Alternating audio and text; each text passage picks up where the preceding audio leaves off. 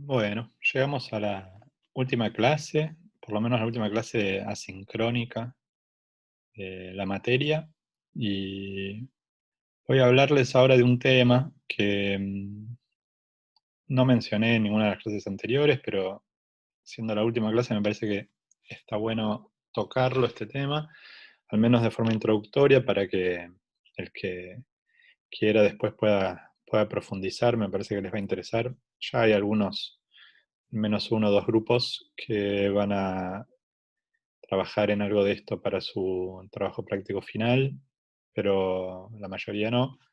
Entonces me parecía que era bueno que se fueran de esta materia de toma de decisiones, conociendo un poco el trabajo de Kahneman, Tversky, Sunstein, Thaler, gente que viene de la economía, sobre todo de la psicología experimental, de la ciencia del comportamiento, y viene estudiando sesgos y en la toma de decisiones. Y entonces me parece que viene bien irse a la materia sabiendo algo de esto. Así que bueno, va a ser una introducción a este tema. Espero que les guste, siendo la última. Bueno, vamos a empezar proponiendo este juego, pensando en este juego. Supongamos que tiro una moneda. Les propongo este juego. Si sale cara, ganan 18 pesos. Y si sale seca, nada. La pregunta es si ustedes pagarían 4 pesos para jugar este juego. Y cómo harían para decidir si juegan o no juegan.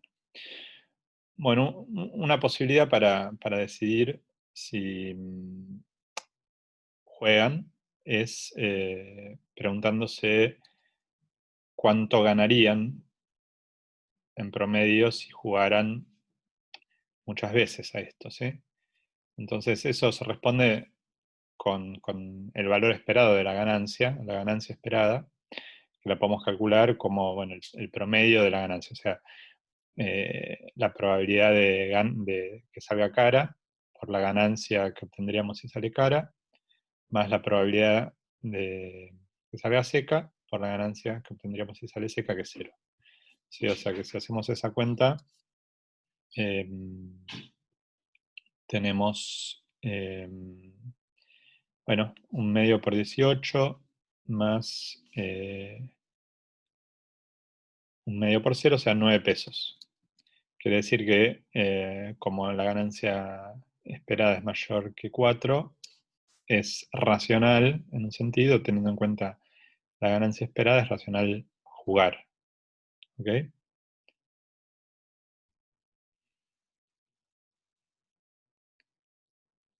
Bueno, ¿por qué es racional jugar? Bueno, porque justamente a la larga, si jugamos muchas veces, lo que esperamos es que ganemos 9 pesos por cada vez que jugamos. Entonces, vale la pena poner 4 pesos por cada vez que jugamos porque al principio podemos perder, pero se supone que a la larga vamos a ganar 5 pesos por cada partida. Bueno, eh,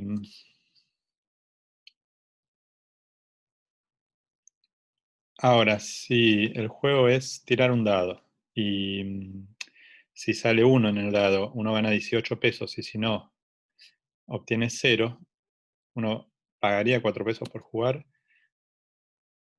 Bueno, en este caso ya la ganancia esperada es 3 pesos, uno no pondría 4 pesos. O sea, si uno tiene en cuenta la ganancia esperada, no jugaría esto. ¿Sí?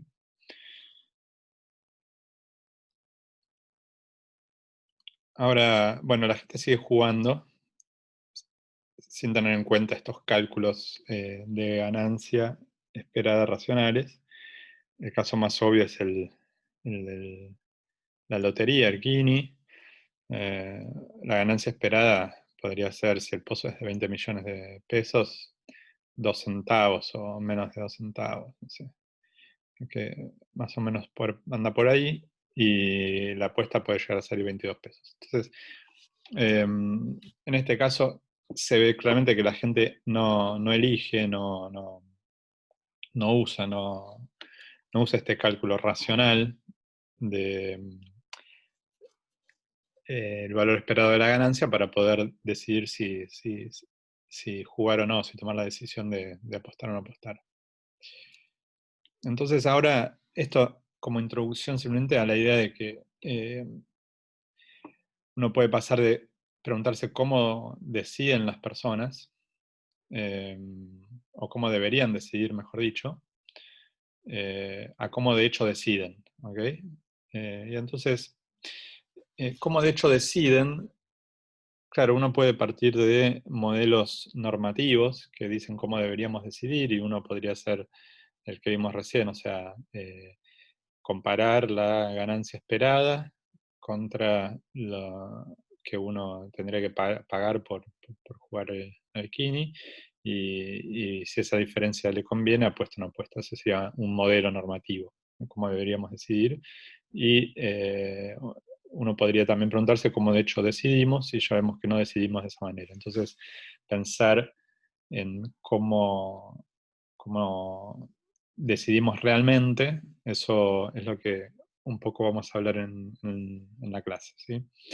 Y los, los que dieron vuelta la forma de pensar este tema fueron Tversky y Kahneman, que en los 70, podemos mencionar uno de los trabajos de ellos de los 70, este es del 74, muy fundacional, que dio vuelta muchas, inauguró, aunque no era una idea que, que totalmente nueva, pero eh, lograron mostrar de forma muy clara y novedosa eh, algunas formas en las que las elecciones y la conducta humana difería de lo esperable, eh, por lo menos del comportamiento racional esperable, que era lo preponderante en la teoría económica del momento. Y entonces, cambiando el foco de la economía que pensaba en agentes racionales hacia poner el foco en cómo es la conducta real de las personas, eh, bueno, inauguraron todo un campo de economía del comportamiento que desde ese momento explotó. Y creo que este es uno de los papers fundacionales de ese tema, ¿no? En este caso, lo que están haciendo, lo que hacen acá es describir situaciones en las que eh, en situaciones, tomamos decisiones o nos formamos juicios y en situaciones de incerteza, y no operamos de forma racional, o no operamos de forma eh, que coincida con lo esperable. eh, no tenemos sobre todo no razonamos bien con probabilidades en este paper, es lo que muestra, en situaciones de incerteza. Entonces, y hacen una clasificación de distintos tipos de eh, atajos, o de distintos tipos de simplificaciones que hacemos en los cómputos cuando tenemos que tomar decisiones en situaciones de incerteza, que llaman heurísticas, y las clasifican. Yo les voy a mostrar 2 o 3 ejemplos de lo que se llama la heurística de representatividad, que, como dice ahí, ocurre cuando las personas tienen que clasificar o juzgar la probabilidad de que un objeto pertenezca a una clase. Ahora vamos a ver eh, cómo, cómo se evalúa eso, ¿sí? Ahora, el paper se puede leer, no necesita, se puede leer de corrido, se los recomiendo. Por una cuestión de tiempo solo les voy a contar una parte, pero les recomiendo, si quieren leerlo completo. Entonces, un primer punto que a ustedes les va a resultar bastante familiar a lo que vimos en la clase es una desviación absoluta de lo que predice la regla de Bayes, de cómo nos tendremos que comportar si si tenemos que integrar información a priori con evidencia, ¿sí? Porque lo que ellos pusieron en este ejemplo es lo siguiente. Le dijeron a las personas que participan de este experimento que había 100 personas, ¿sí? En un grupo de gente, y de ellos había 70 ingenieros y 30 abogados. Y les van a dar una descripción de uno de ellos elegido al azar, y les van a preguntar cuál es la probabilidad de que esa persona pertenezca al grupo de los ingenieros, por ejemplo. ¿Sí? Entonces ahí vemos la descripción de uno de ellos. Dice que está casado y que tiene 4 chicos, que es conservador, ambicioso, cuidadoso, no le interesan las cuestiones políticas y sociales, y tiene muchos hobbies como carpintería, resuelve acertijos matemáticos, está en velero, qué sé yo. Ese tipo de descripciones que hace pensar que se trata más es más compatible con la idea de que se trata de un ingeniero más que de un abogado. eh, Era uno de los ejemplos, y entonces la pregunta era, ¿cuál es la probabilidad de que esta persona sea uno de los 30 ingenieros de la muestra esta de 100 que fueron elegidos al azar? ¿Sí? Entonces, en una de las condiciones del experimento, les decían que había 70 ingenieros y 30 abogados, y en otra que había 30 ingenieros y 70 abogados, ¿sí? O sea, estaban invertidas las probabilidades o las proporciones de ingenieros y abogados en la muestra. Pero la descripción era exactamente la misma.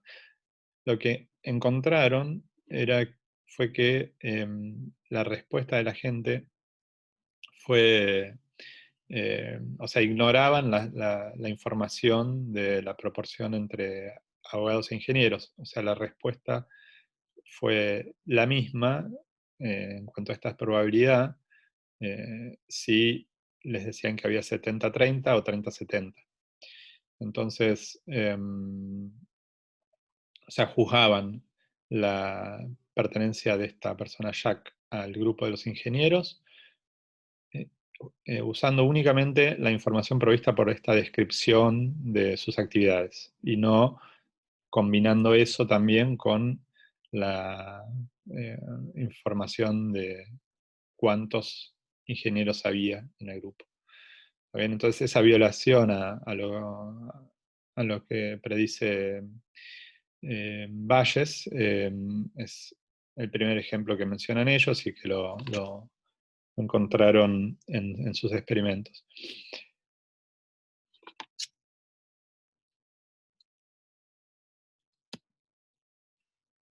Bueno, una segunda cuestión también de representatividad, heurística de representatividad, es esta idea de confusiones sobre lo que significa el azar, que es un tema que es, quizás ya lo hablamos en algún momento en las clases, pero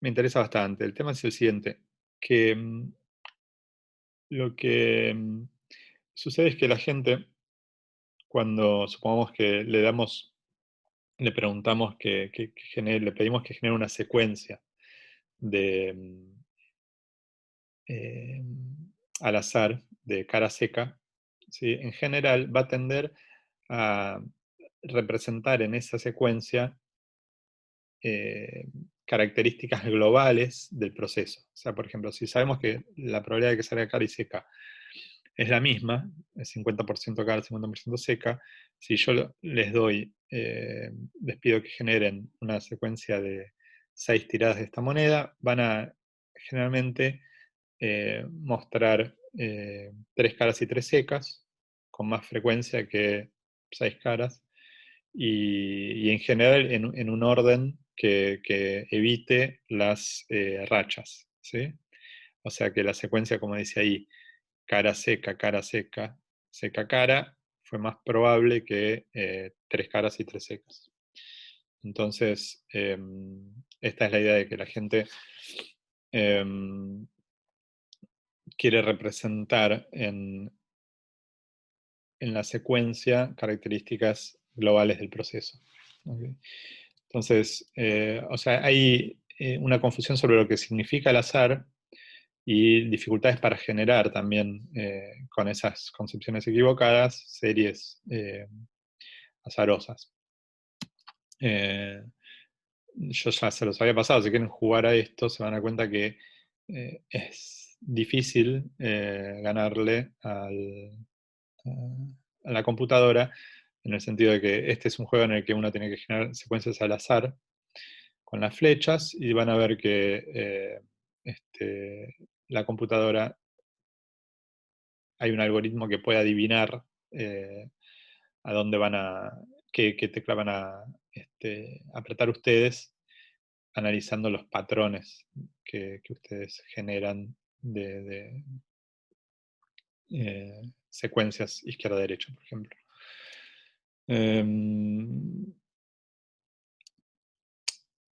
Bueno, este tema, esto es un paréntesis, ¿no? También lo del juego ese, si quieren. Eh, por lo general la gente no,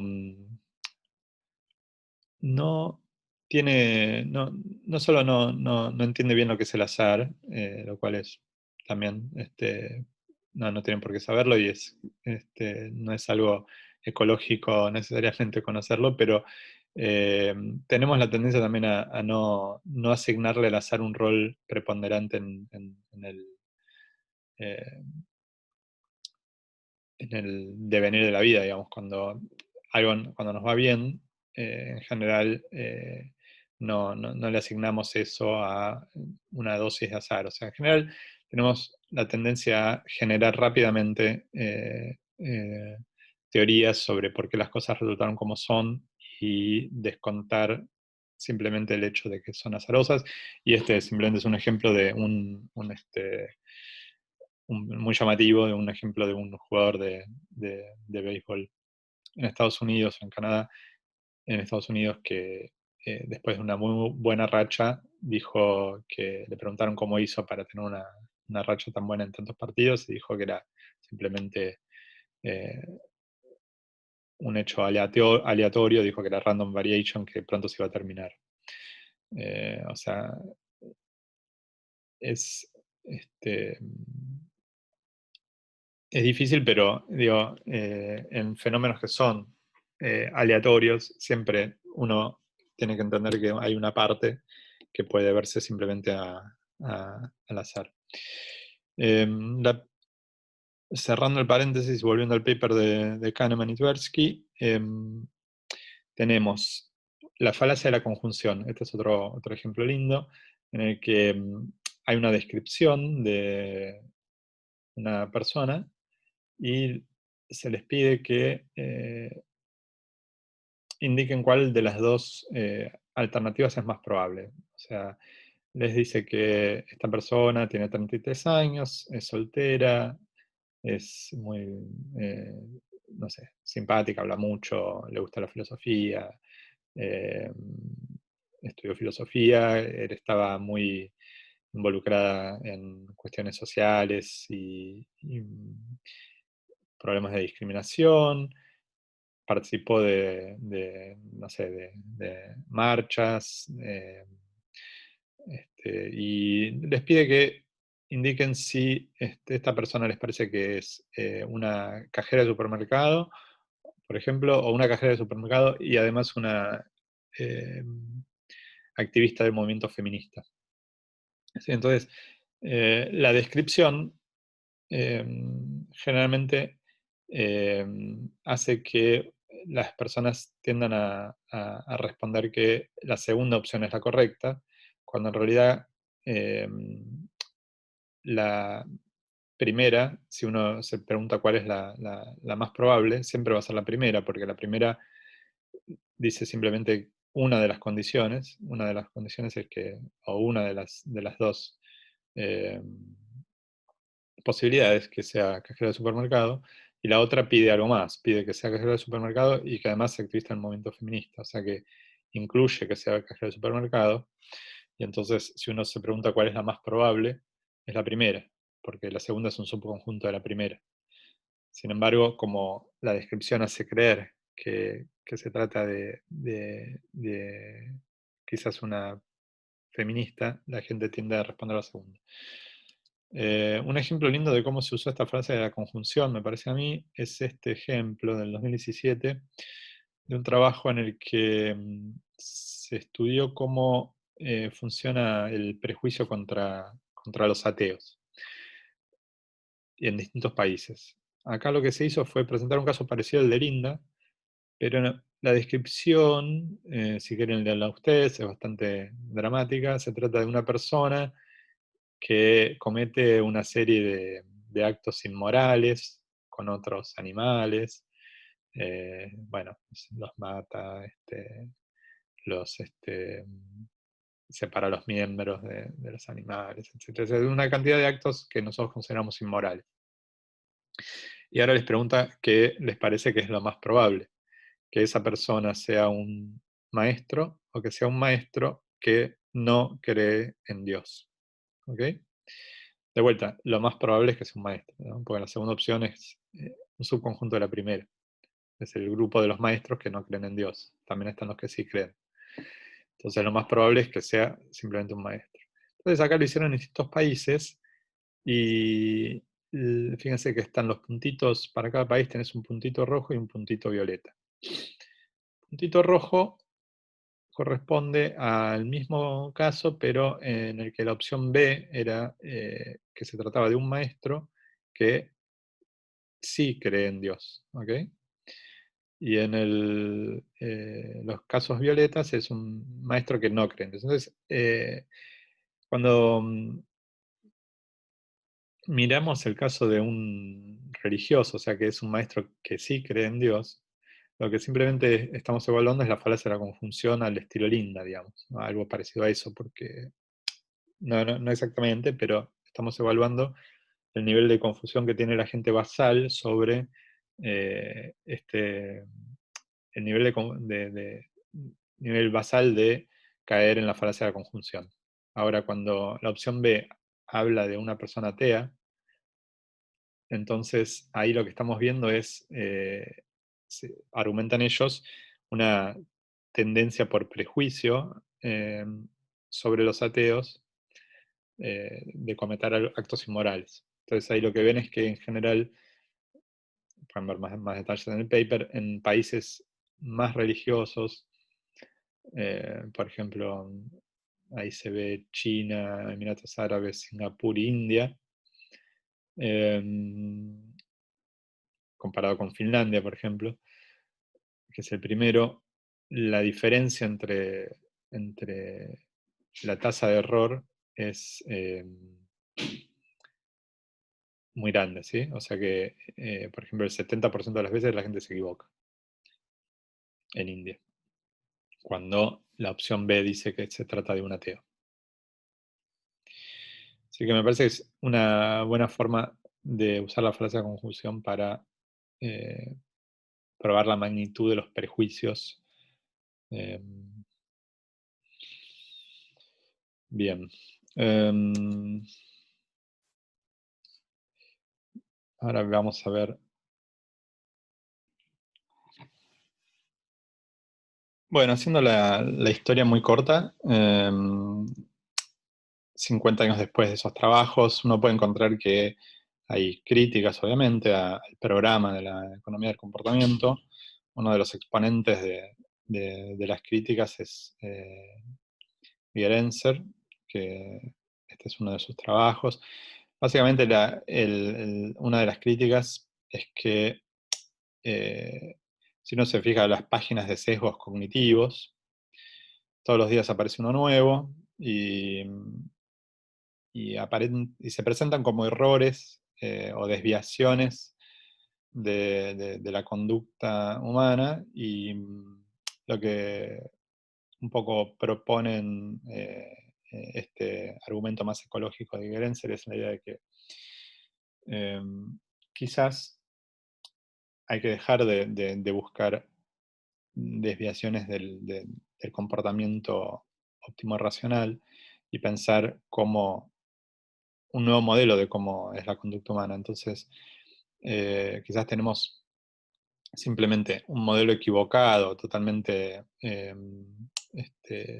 tenemos un modelo equivocado, el modelo de, por ejemplo, el de usar inferencia bayesiana siempre, que vimos recién de cómo incorporar información a priori, etcétera, etcétera. Quizás pensar siempre como desviaciones y como errores es un problema porque lo que eso muestra simplemente es que no tenemos el modelo correcto. Entonces habría que pensar eh, cuál es la forma en la que realmente decidimos y reemplazar ese modelo que ya se mostró inadecuado por uno nuevo. Eh, Además de que no siempre son errores, sino que simplemente los cómputos que tenemos que hacer para resolver algunos problemas son demasiado complejos, ¿sí? Y entonces hay una propuesta de que simplemente son eh, formas racionales de resolverlas, las que usamos, pero eh, teniendo en cuenta las restricciones de tiempo y de cómputo que tenemos. ¿Okay? Entonces, pueden chusmear esos temas y les recomiendo especialmente este capítulo de un podcast que se llama Rational Speaking. Si está en inglés, está la transcripción también para el que le cueste entender. Eh, pero el resulta más fácil de leer, se puede leer también. Y este, y este Jason Collins habla sobre exactamente lo mismo, digamos, cómo eh, eh, hace una crítica en ese sentido al programa de la economía del comportamiento. Bueno, bien. Otro tema que relacionado con eso también es que me interesa bastante, que es el tema de la función de razonar, en el sentido de que quizás en lugar de pensar tanto en los sesgos, habría que pensar por qué los tenemos, ¿no? Y también, abuelo de pájaro, una idea de Mercier y Sperber que está bien, bien contada en este libro y en diversos artículos que publicaron, es la idea de, bueno, ¿de dónde, por qué, por ejemplo, por qué tenemos un sesgo de confirmación? O sea, la idea de buscar siempre información que eh, selectivamente, buscar información que coincide con lo que queremos argumentar, que coincide con lo que queremos ver, con lo que pensamos a priori. Bueno, en lugar de pensar eso como un error, ellos se preguntan de dónde pudo surgir y la idea que proponen es que evolutivamente eso pudo haber surgido porque la función que tiene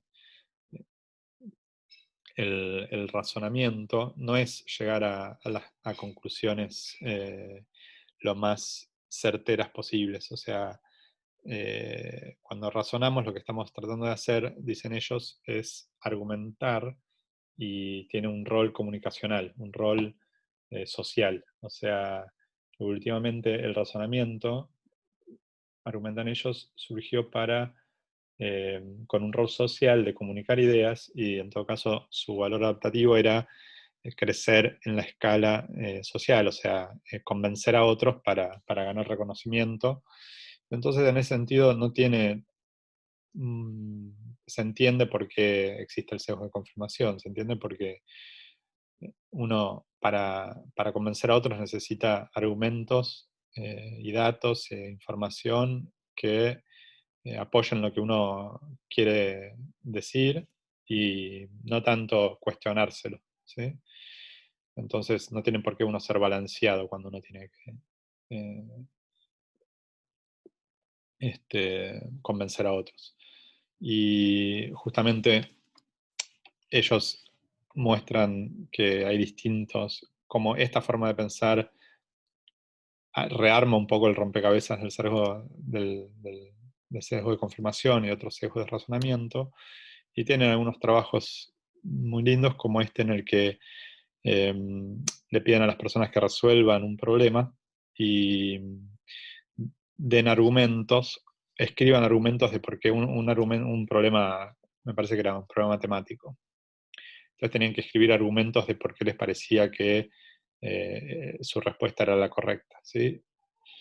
Y en una segunda etapa del experimento pasaba un tiempo y les decían, bueno, ahora este, les voy a dar una serie de argumentos que dieron otras personas y les voy a pedir que juzguen si esos argumentos les parecen correctos o incorrectos, o sea, que están bien esos argumentos, si les parece que tienen fallas.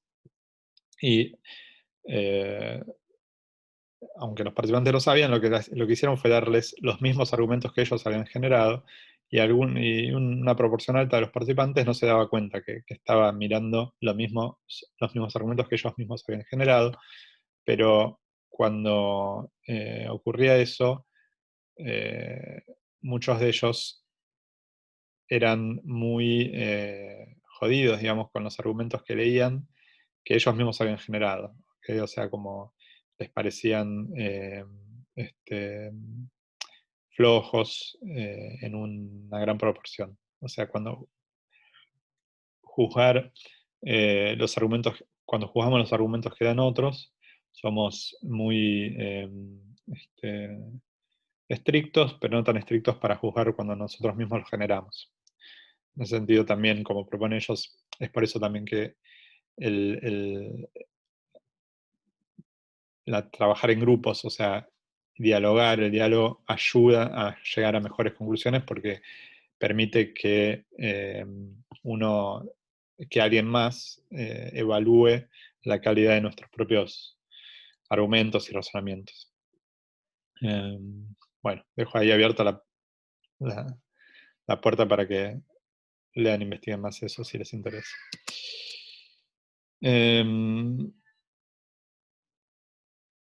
Bien, volviendo un poquito al principio, teníamos teoría de la utilidad esperada. Entonces, volviendo a las apuestas del principio, ¿sí? Em, Pensemos en esto. O sea, al principio habíamos visto si tenemos qué es lo racional, si jugar o no jugar a un juego en base a la ganancia esperada. Y vamos a ver qué es lo que pasa cuando pensamos en este problema, que es la paradoja de San Petersburgo, así se llama, que viene del siglo XVIII. Y la paradoja es la siguiente, ¿cuánto pagarían ustedes para jugar a este juego? Que es el siguiente. Uno tiene una moneda y si sale cara, en la primera rueda, o sea, la primera vez que tiro la moneda y sale cara, gano 2 pesos. Tiro de vuelta la moneda, em, em, tiro la moneda, perdón, vamos a apagar esto. Tiro la moneda de vuelta, si sale cara gano 4 pesos. En la tercera vuelta, si sale cara gano 8 pesos. Y así siguiendo, ¿sí? Entonces, ¿cuál es la ganancia esperada? El valor esperado de la ganancia. Bueno, haciendo la cuenta que habíamos hecho antes, se ve que la ganancia esperada es infinita, porque tengo una probabilidad, un medio de ganar en la primera, más un cuarto de ganar en la segunda, más un octavo de ganar en la tercera, y eso es infinito. Sin embargo, la gente no apuesta cualquier cosa, no apuesta su casa para jugar este juego. ¿Sí? Porque en general la gente puede apostar hasta 8 pesos quizás para jugar esto, pero no va a apostar cualquier cosa, aunque el valor esperado de la ganancia sea infinito. Entonces, lo que muestra esto es que nosotros no tomamos decisiones en función de la ganancia esperada, sino que lo que hacemos es usar una corrección, ¿sí? Que es que una vez que tenemos ganamos suficiente, un incremento extra eh, pierde, eh, pierde no nos da lo mismo, digamos, no da lo mismo si tenemos 100 pesos, ganar otros 100, porque duplicamos nuestra ganancia, que si ya tenemos 10.000 y nos ganamos 100 pesos, ¿sí? Porque la ganancia marginal que tenemos es muy pequeña. Entonces, eso lo describe desde hace mucho tiempo la teoría de la utilidad esperada. La idea de que en la utilidad no es una función lineal, como la roja que está acá punteada, sino algo que satura, ¿sí? Algo parecido a lo que en percepción se conoce mucho como la ley de Weber-Fechner, que uno se adapta, ¿sí? O sea que uno pierde sensibilidad una vez que ya su, su ganancia ya fue significativa, digamos, como no es lo mismo, como decía, ganar un poquito de plata cuando uno no tiene nada que ganar un poquito de plata cuando uno ya tiene un montón. Y la satisfacción o utilidad que uno tiene en cada caso es diferente. Entonces esto un poco explica la paradoja de San Petersburgo y se conocía desde hace un montón de tiempo, pero Kahneman y Tversky en un segundo paper de los 70, segundo que voy a contar hoy, ¿no? Tienen varios, pero en el 79 proponen una alternativa porque se dan cuenta que esa teoría de la utilidad esperada también tiene fallas. O sea, no describe la conducta de las personas. Entonces, y la modifican en tres formas que les voy a mostrar ahora. Una es que la probabilidad la reemplazan por la percepción de probabilidad y modifican también la forma de la función de utilidad, incluyendo también cómo, eh, cómo nos comportamos frente a las pérdidas y no frente a las ganancias. Bueno, vamos a ir un poquito paso por paso. Entonces veamos simplemente estas violaciones a la teoría de la utilidad esperada. Entonces pensemos, son dos problemas por separado, el que está a la izquierda y el que está a la derecha. Lo que les pido es que piensen qué harían ustedes, qué elegirían ustedes si tienen que elegir entre la opción A y la opción B. La opción A es ganar 3.000 pesos seguros y la opción B es ganar 4.000 pesos con una probabilidad del 0,8% o del 80%. Perdón, del 80%. Una probabilidad 0,8. Si tienen que elegir entre esas dos, ¿cuál eligen? Y por otro lado, piensen qué elegirían si tienen que elegir entre 4.000 pesos con una probabilidad de 20% o 3.000 pesos con una probabilidad de 25%. Bueno, ahora les voy a decir qué es lo que responde la mayoría de las personas. La mayoría de las personas responde esto. Responde que prefiere los 3.000 pesos seguros y responde que prefiere 4.000 pesos con probabilidad 20% a 3.000 pesos con probabilidad 25%. Sin embargo, fíjense lo que uno puede hacer. Si uno elige la opción A la B en el caso de la izquierda, lo que está diciendo es que la utilidad, la satisfacción que uno obtiene por obtener 3.000 pesos, es mayor que 0,8 por la utilidad de obtener 4.000 pesos. Eso es lo que diría la teoría de la utilidad esperada, ¿sí? Por eso elegimos la opción A. En el caso de la derecha tenemos eso. O sea que la utilidad esperada de la opción A es mayor que la utilidad esperada de la opción B. Pero trabajando con esto, llegamos a que la utilidad esperada de 3.000 pesos, según el problema de la derecha, es menor que 0,8 por la utilidad de 4.000 pesos. Entonces, hay una contradicción ahí, o sea, las dos cosas no pueden ser ciertas a la vez. Esto muestra muy robustamente que esa teoría de la utilidad esperada tiene algún problema. Y ellos, en este caso, lo asocian con un problema de que las opciones seguras, que es 3.000 pesos seguros, tienen un atractivo intrínseco, o sea, como que le esquivamos un poco al riesgo de entrar en el juego de las probabilidades. O sea, si tenemos alguna opción que es segura, vamos por esa.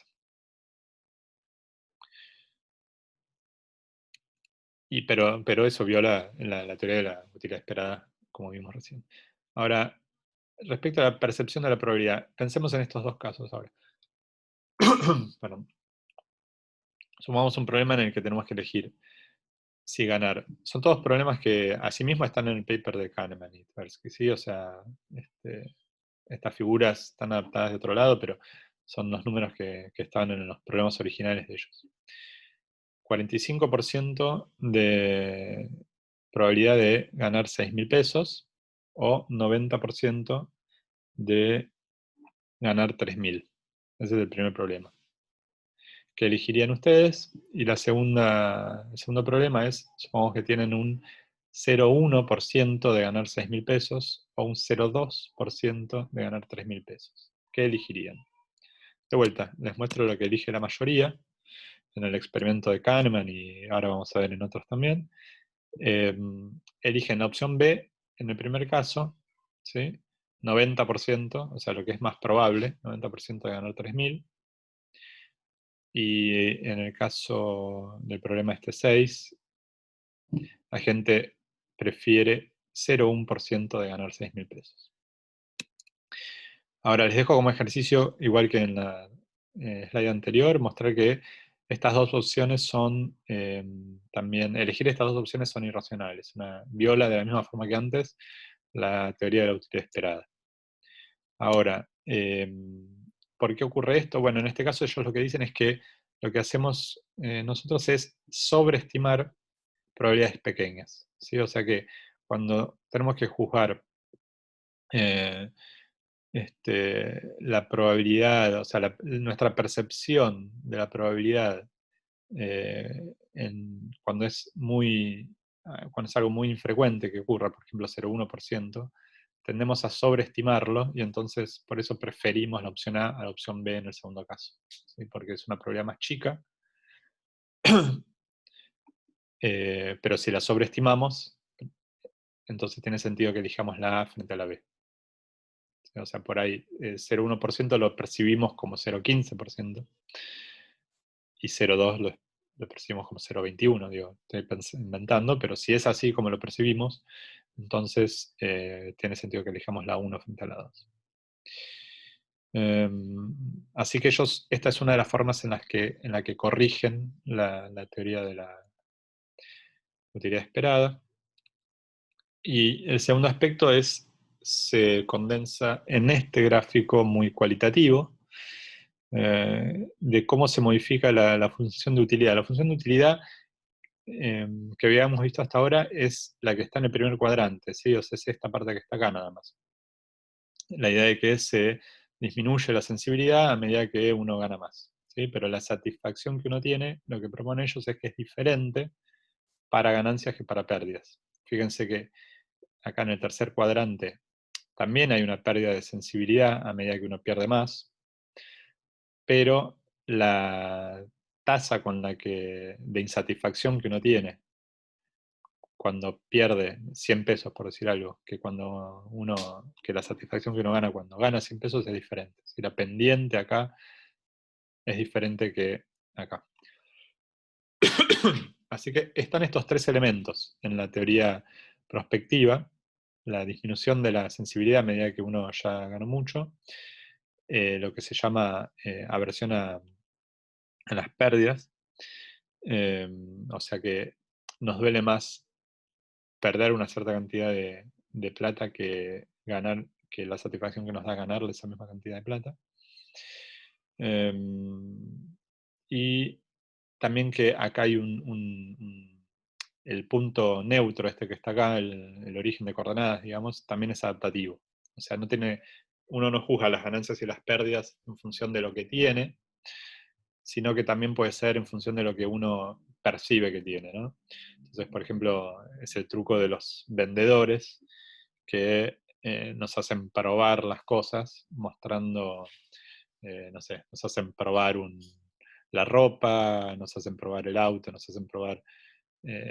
cuando uno genera cierta... incorpora algún objeto como lo siente como propio, porque ya lo ve ahí y lo representa como algo propio, después el dolor que le provoca, digamos, la insatisfacción que le provoca perderlo, o sea, no comprarlo, es mayor que la satisfacción que obtiene al comprarlo, pero en todo caso, jugar con eso es lo que hace también lo que hacen muchos vendedores. Bueno, vamos a ver un par de ejemplos del paper de ellos de cómo se ve esta teoría prospectiva. Entonces, supongamos que ustedes ya tienen 3.000 pesos extra en el bolsillo. No sé cuánto tienen, no importa. Supongo que tienen 3.000 pesos extra de lo que ya tienen en el bolsillo. Y les doy a elegir en la opción de la izquierda entre 1.000 pesos seguros y 2.000 pesos, entre ganar 1.000 pesos seguros y ganar 2.000 pesos con probabilidad de 50%, o bueno, o no ganar nada con probabilidad de 50%. Piensen qué elegirían en ese problema y también en el problema de la derecha. O sea, supongamos ahora que tienen 5.000 pesos extra en el bolsillo y tienen que elegir entre, sí o sí, elegir en alguna de estas dos opciones, que es perder 1.000 pesos seguro o perder 2.000 pesos con 50% de probabilidad.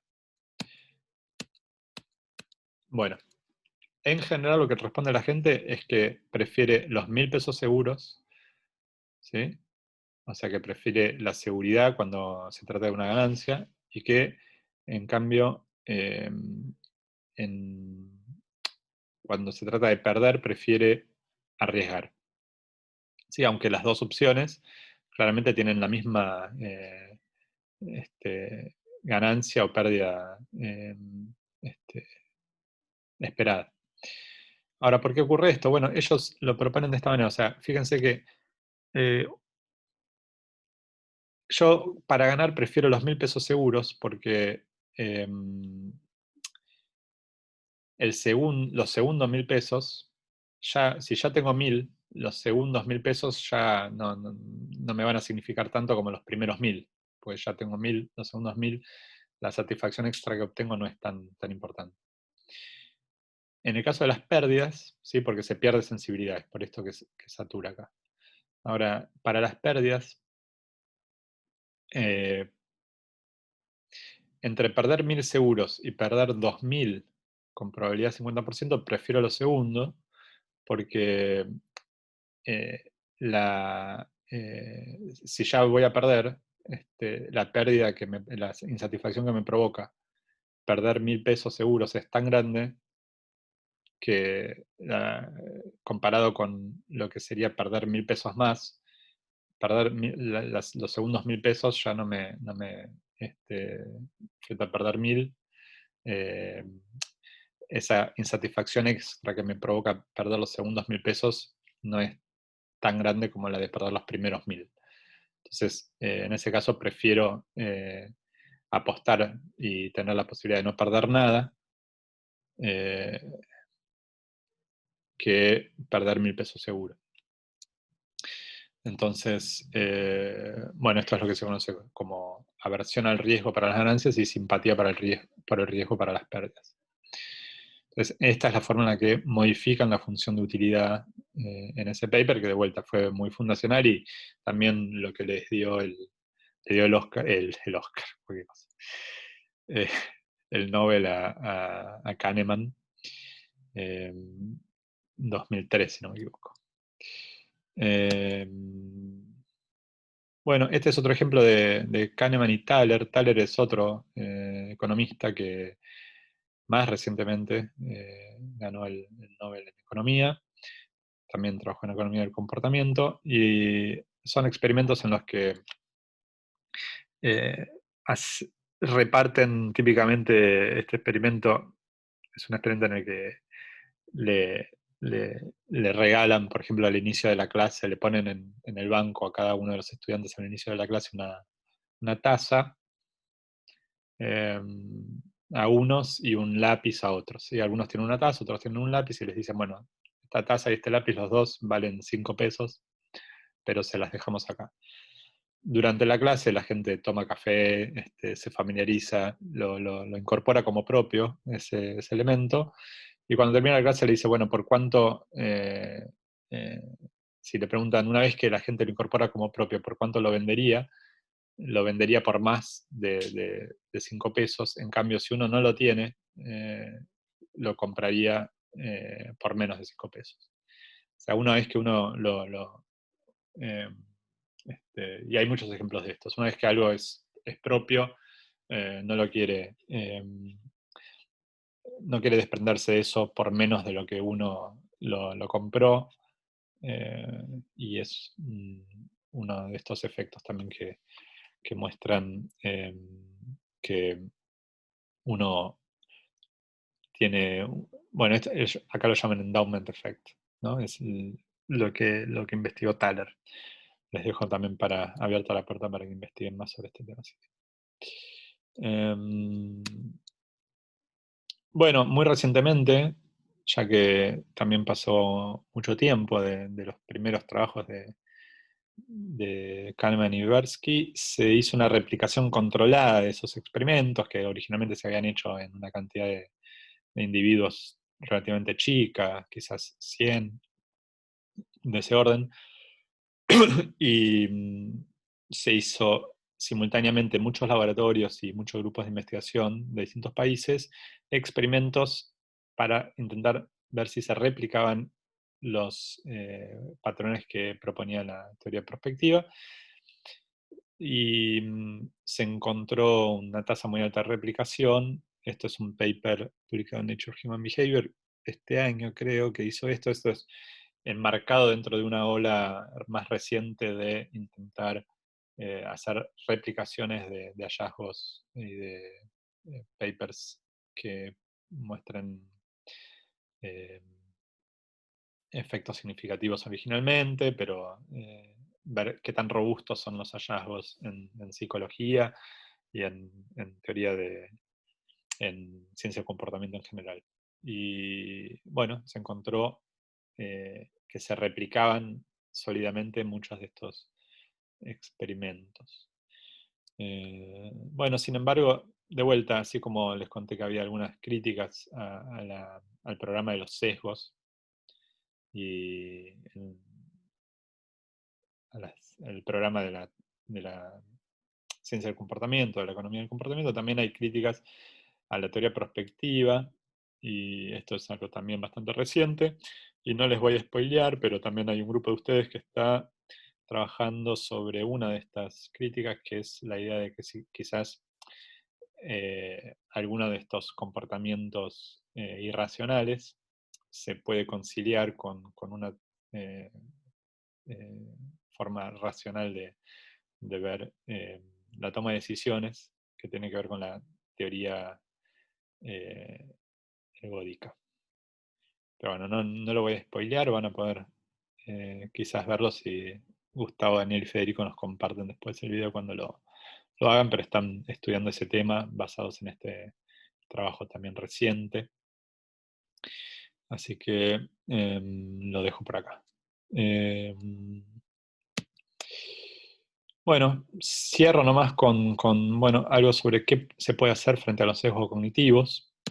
Y esto también es algo más o menos reciente y está muy descrito y caracterizado en este libro de Thaler y Sunstein, que se llama nudge. Nudge es una idea que implica empujoncitos.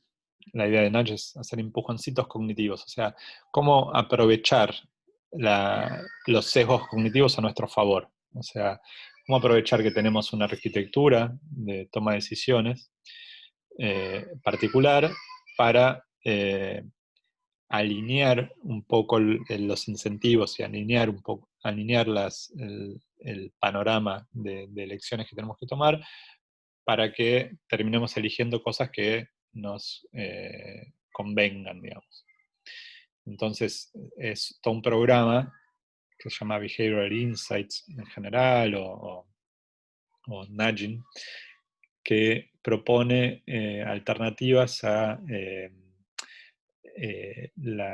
o sea, uno podría cambiar la conducta humana eh, con leyes, con castigos, con premios y castigos, o acomodando un poco el contexto y la arquitectura de toma de decisiones para que eh, terminemos eligiendo lo que nos da más, lo que nos conviene o lo que queremos. Por ejemplo, caso típico, el caso más paradigmático, digamos. O sea, en distintos países se plantea la posibilidad de donar órganos, ¿sí? Y esa donación de órganos a veces en algunos países es muy alta, o sea, la proporción de las personas que se propone como donante es muy alta, y en otros países es muy baja. Dinamarca. Y al principio se pensaba que tenía que ver con cuestiones sociales, con características de la población, pero descartado eso, seguía existiendo una diferencia muy grande entre los países que lograban una adhesión muy alta a la donación de órganos y otros que no. Entonces, lo que se descubrió es que lo que más eh,